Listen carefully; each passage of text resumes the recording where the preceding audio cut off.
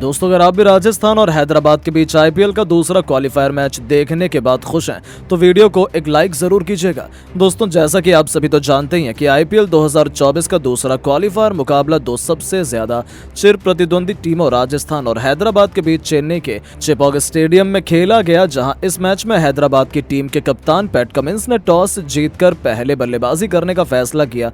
इस फैसले के बाद तो ऐसा लग रहा था कि मुकाबला पलटता जरूर नजर आएगा, लेकिन दोस्तों यहाँ पर हैदराबाद की तरफ से जब ट्रेविस हेड और अभिषेक शर्मा मैदान में उतरे तब दोनों बल्लेबाजों ने आते ही राजस्थान के गेंदबाजों की जमकर परीक्षा लेनी शुरू कर दी।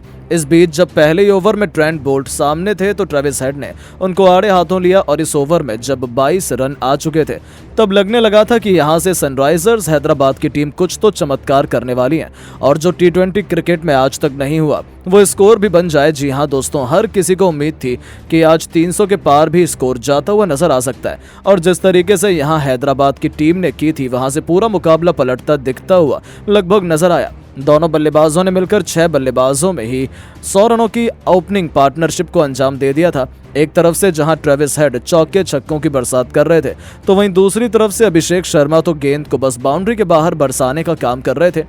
अब यहां पर दोनों बल्लेबाजों की ऐसी शानदार पारी देखने के बाद कप्तान संजू सैमसन ने आखिरकार फैसला किया कि वो अपने तुरुप के इक्के यानी कि युजवेंद्र चहल को लेकर आएंगे और जैसे ही चहल पारी का नवा और पहला ओवर लेकर आए तो यहां पर आते ही उन्होंने चौथी गेंद पर हेड को अंदर जाते हुए गेंद करवा दी और हेड उस गेंद को भांप नहीं पाए और इस गेंद को बड़ा शॉट लगाने के चक्कर में वो फंस गए। उनका आसान सा कैच फील्डर ने लपक कर अपनी टीम को पहली सफलता दिला दी थी। और दोस्तों, यहां पर जब हैदराबाद का पहला विकेट गिरा तो वो मात्र 16 गेंद पर 52 रन बनाकर आउट हुए। यहां पर ट्रेविस हेड का बल्ला ऐसा चला कि इस मुकाबले में 300 के पार स्कोर होता हुआ नजर आया, लेकिन उनके आउट होने के बाद हैदराबाद की तरफ से जब नीतीश कुमार रेड्डी मैदान में उतरे तब उन्होंने अभिषेक शर्मा के साथ मिलकर साझेदारी को आगे बढ़ाना शुरू किया, लेकिन थोड़ी देर बाद ही नीतीश भी 23 रन बनाकर अपना विकेट गंवाए थे और ये झटका भी उन्हें युजवेंद्र चहल ने दिया था।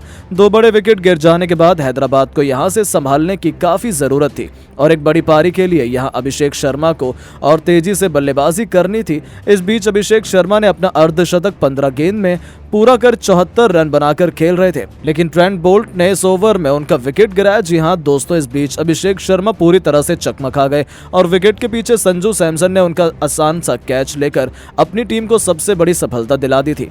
और दोस्तों, तीसरा बड़ा विकेट हैदराबाद का जब गिरा तब स्कोर 166 रनों तक ही पहुंच पाया था। हेनरी क्लासेन के साथ शहबाज अहमद पर पूरा दारोमदार आ चुका था, लेकिन दोस्तों जैसी शुरुआत हैदराबाद की टीम ने की थी वैसा अंजाम वो नहीं दे पाए। हुआ ऐसा कि इन दोनों ने अपनी टीम को 200 रनों के पार तो पहुंचा दिया, लेकिन जो हमने सोचा था कि हैदराबाद 300 रन बनाएगी और राजस्थान की टीम के हाथ से मैच छीन लेगी, लेकिन ऐसा बिल्कुल भी नहीं हुआ।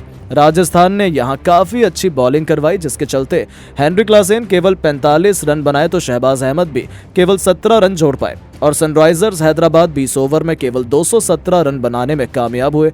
अब दोस्तों, जब इतना सा छोटा लक्ष्य राजस्थान के सामने रखा गया तो साफ तौर पर पता चल चुका था कि शुरुआत में तो बल्लेबाज तूफानी बल्लेबाजी करेंगे, लेकिन बाद में गेंदबाजों को मदद इस पिच से मिलने वाली है, जैसा कि राजस्थान ने भी किया। इस दरमियान चहल ने सबसे अधिक 3 विकेट हासिल किए तो वहीं एक विकेट ट्रेंट बोल्ट और रविचंद्रन अश्विन को भी मिला। अब दोस्तों, बारी थी राजस्थान की टीम की इस मैदान पर चमत्कार कर दिखाने की और 218 रन बनाकर सीधा फाइनल में जगह पाने की। ऐसे में राजस्थान की तरफ से टॉम कॉलर कैडमोर के साथ जब यशस्वी जायसवाल मैदान में उतरे तब सबने सोचा था कि उनके बीच एक बड़ी साझेदारी देखने को मिलेगी, लेकिन दोस्तों कैडमोर केवल 4 गेंद का सामना करके ही मात्र 2 रन बनाकर आउट हो गए और अभी यहां से पूरा दारोमदार संजू सैमसन के साथ यशस्वी जायसवाल के कंधों पर था अपनी टीम को बचाने का। लेकिन दोस्तों, कप्तान संजू सैमसन भी तीसरे नंबर पर अच्छा प्रदर्शन नहीं कर पाए और उनके रूप में राजस्थान को दूसरा झटका लगा जब उनका स्कोर केवल 12 रन था और राजस्थान को 2 बड़े झटके लग जाने के बाद यशस्वी जायसवाल ने तो एक छोर अभी भी संभाले रखा था,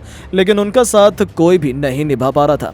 अब ध्रुव जुरैल और यशस्वी के बीच साझेदारी आगे बढ़ पाती उससे पहले राजस्थान को तीसरा झटका हैदराबाद के सबसे अच्छे और बड़े गेंदबाज भुवनेश्वर कुमार ने दिया और जुरैल इस बीच केवल 22 रन बनाकर आउट हुए। इस बीच हैदराबाद की टीम इस मैच में पूरी तरीके से पकड़ बना चुकी थी। अब किसने सोचा था कि राजस्थान यहां से मुकाबला जीत भी पाएगी, लेकिन दोस्तों चमत्कार होने में भला आईपीएल में कभी समय लगता भी है। हुआ ये कि जब यशस्वी जायसवाल और सिमरन हेटमायर मैदान में थे तब दोनों बल्लेबाजों ने सूझबूझ भरी पारी खेलते हुए स्कोर को आगे बढ़ाया।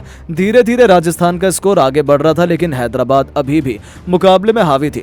यशस्वी जायसवाल ने 52 रन बना लिए थे, तो वहीं हेटमायर उनका साथ निभाते हुए थोड़ी धीमी बल्लेबाजी भले ही कर रहे थे, लेकिन उन्होंने भी 30 रन बना लिए थे। अब दोनों बल्लेबाज जैसे ही तेज बल्लेबाजी करने की प्लानिंग करते हैं, वैसे ही दोबारा हेटमायर का विकेट गिर जाता है और यह खिलाड़ी भी 35 रन बनाकर वापस लौट जाता है। नटराजन ने सीधा क्लीन बोल्ड कर पवेलियन जाने पर मजबूर कर दिया। अब चौथा झटका राजस्थान को लग जाने के बाद राजस्थान को मैच जिताने का पूरा जिम्मा यशस्वी जायसवाल के साथ रोहमन पवेल के कंधों पर आ चुका था। अब यहां से मैच तो राजस्थान जीत नहीं पाती क्योंकि रन बहुत चाहिए थे, लेकिन दोस्तों यशस्वी ऐसी सिचुएशन में कभी हार नहीं मानते और उन्होंने पवेल को कहा कि आप थोड़ा स्लो ही खेलते रहे, मैं खेलता हूं यहाँ पर बड़े शॉट लगाते हुए। और तभी यशस्वी जायसवाल ने सबको हैरान कर दिया जब एक ही ओवर में उन्होंने लंबे लंबे छक्के बरसाते हुए कुल 26 रन बटोर डाले, वो भी पैट कमिंस की ही बेरहमी से पिटाई करते हुए। यहां से मैच पूरी तरीके से पलट गया। मैच को पवेल और यशस्वी अंतिम ओवर तक ले जा पहुंचे। इस दरमियान यशस्वी ने अपना शतक भी ठोक दिया था। राजस्थान को जीतने के लिए अब 23 रन चाहिए थे और स्ट्राइक पर थे पवेल। अब वो समझ चुके थे कि यशस्वी अपना शतक पूरा कर चुके हैं और यशस्वी को स्ट्राइक देना ही सही फैसला रहेगा क्योंकि वो कमाल के फॉर्म में चल रहे हैं। और यहाँ पर पवेल ने पहली गेंद पर चौका बटोरा तो अगली ही गेंद पर सिंगल लेकर आराम से इस तरह की यशस्वी को दे दिया। अब उनके सामने 4 गेंदें थीं और 18 रन जीतने के लिए बनाने थे।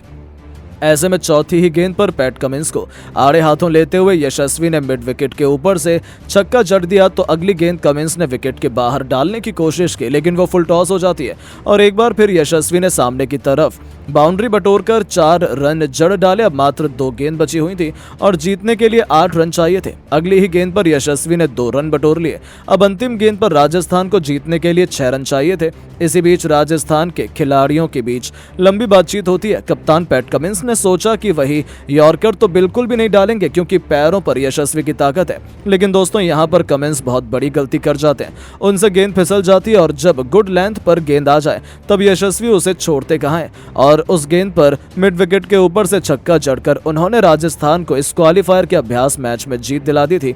ऐसे में दोस्तों यशस्वी जायसवाल ने इस मुकाबले में 124 रन बनाए तो उनका साथ निभाते हुए पवेल ने भी 28 रन की पारी खेली और यह मैच राजस्थान जीत गई।